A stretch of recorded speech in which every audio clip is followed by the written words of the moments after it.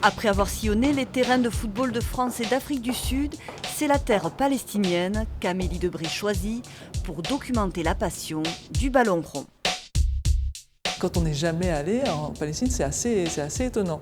Donc ça, on a évidemment un peu peur parce que les images qu'on montre, c'est toujours les mêmes de violence. Donc je suis arrivé, ok, j'étais à Jérusalem, j'ai passé le checkpoint et j'ai trouvé un taxi. Et là, je suis parti, tout s'est bien passé finalement. Les gens étaient adorables. La photographe se met volontairement hors jeu, observe, contemple et saisit le véritable engouement que suscite ce sport, même chez les filles.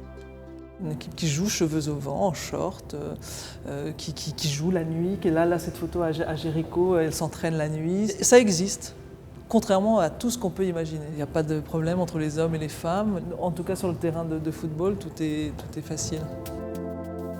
Moment d'évasion, de ferveur, de joie ou de peine quand on perd la bataille, comme partout ailleurs. Le moment où on joue au football, on joue au football. D'un seul coup, c'est un espace de liberté, de jeu, de rêve. Les enfants se rêvent champions du monde ou Ronaldo. On oublie tout ce qu'il y a autour et on joue. On joue partout, dans des stades flambant neufs ou sur des terrains de fortune, dans les camps de réfugiés, dans les villes et villages, 19 000 licenciés pour quelques 4 millions d'habitants et une fédération nationale de football, un jeu qui réunit, rassemble.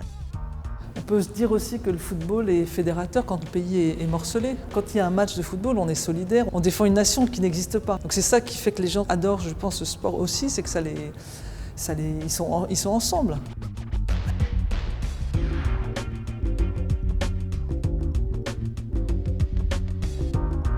J'étais très touchée par l'accueil des Palestiniens en fait, à mon égard.